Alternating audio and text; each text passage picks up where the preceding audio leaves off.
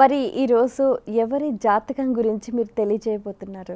కల్వకుంట్ల కవిత గారు, మాజీ ముఖ్యమంత్రి వర్యులు శ్రీ కేసీఆర్ గారి యొక్క కుమార్తె, వారి సమీపమైనటువంటి భవిష్యత్తు గురించి ఇప్పుడు మనం తెలుసుకునేటువంటి ప్రయత్నం చేద్దాం. శివాయ బ్రహ్మణే నమః, వీరబ్రహ్మేంద్ర స్వామినే నమో నమః. జై వీరబ్రహ్మ జై గోవిందమాంబ జై. ఓం హ్రీం క్లీం శ్రీం శివాయ బ్రహ్మణే నమః, వీరబ్రహ్మేంద్ర స్వామినే నమో నమః. వచ్చినటువంటి ఫలితం 4. ఇది రాహు సంబంధమైనటువంటి ఫలితం.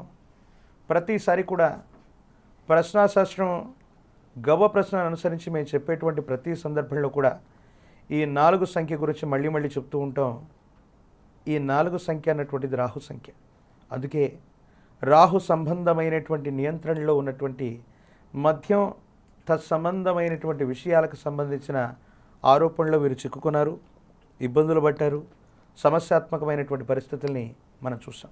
వారి యొక్క జన్మలగ్నం, జన్మరాశి మీద అనేక మందికి అనేకమైనటువంటి అభిప్రాయాలు ఉన్నప్పటికీ కూడా మేము చెప్తున్నటువంటి అంశం ఏంటంటే, వారి యొక్క జాతకాన్ని అనుసరించి ఈ రాహు సంబంధమైనటువంటి ఫలితం కారణంగా కొన్ని ఇబ్బందులు, చట్ట పరిధిలో ఉన్నటువంటి న్యాయ సంబంధమైనటువంటి అంశాల్లో మరికొన్ని సమస్యలు, ప్రతికూలవంతమైనటువంటి సంఘటనలు కొన్ని వారి జీవితంలో ఉన్నాయి.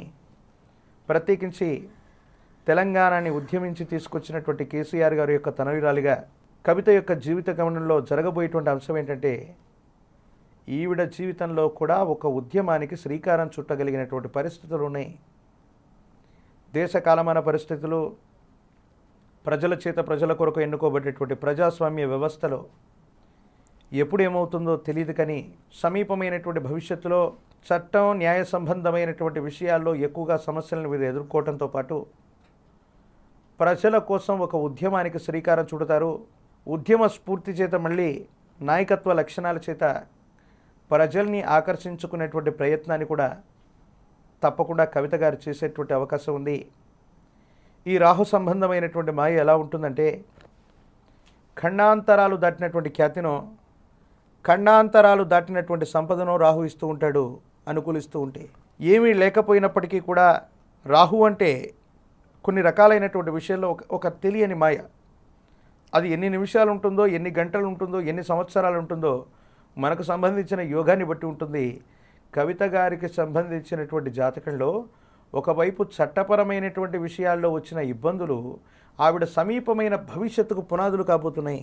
వాళ్ళ జీవితంలో ఎక్కువగా చట్టపరమైన, న్యాయపరమైన అంశాల్లో ఇబ్బందులను ఎదుర్కొంటారు.